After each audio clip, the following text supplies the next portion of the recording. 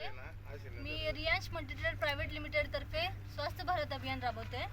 तर आपलं हे अमृत ज्यूस मी ह्या काकूंसाठी दिलं होतं, त्यांना पॅलिसिस झालेला.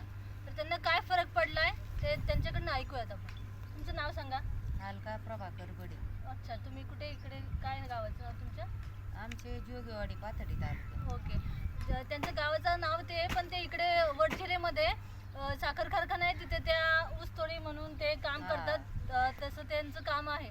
त्यांनी अमृत ज्यूस ज्यावेळेस माझ्याकडनं घेतलं होतं त्यावेळेस त्यांची परिस्थिती अशी होती की त्यांच्याकडे पैसे नव्हते. त्यांनी त्यांचं कानातलं मोडून त्यांनी आपला अमृत ज्यूसचा कोर्स घेतलेला. तर त्यांना काय अमृत ज्यूसमुळे फरक पडलाय त्यांच्याकडनं ऐकू आपण. तुम्हाला काय फरक पडलाय सांगा तुम्ही. मला नाही एकदम बरं वाटतंय आता. बरं वाटतं म्हणजे काय? शरीर चांगलं झालं. मी एकदम अशी खराब होती.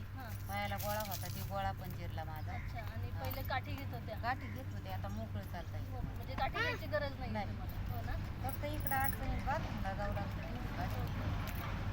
पहिलं त्यांना काठी घेऊन चालावं लागत होतं, आता ते काठी सुद्धा घेत नाहीयेत. आणि त्यांच्या पायाला असं गाठ आली होती, अटॅकमध्ये जे गाठ येते ना तशी गाठ आली होती, ती गाठ सुद्धा गेली आहे. आणि त्यांची तब्येत खूप बारीक होती, त्यांची तब्येत व्यवस्थित झाली आहे आणि त्यांना आता खूप तंदुरुस्त वाटतं. बरोबर, मस्त वाटतं, फ्रेश वाटतं. हा, मला असं वाटतं अमृत ज्यूस घेतलं पाहिजे सगळ्यांनी. घेतलं पाहिजे, त्याच्यापासून आहेच बरं. हो हो, चालेल. किती बॉटल घेतल्या तुम्ही आतापर्यंत? 4 संपले. 4 संपल्या, अजून 2 बॉटल शिल्लक आहे. ओके, त्यांचे 2 बॉटल शिल्लक आहे अजून, तर त्याच्यामुळे त्यांना अजून खूप छान फरक पडणार आहे. थँक्यू. सेव्ह करून ठेवलं. औषध घ्या व्यवस्थित.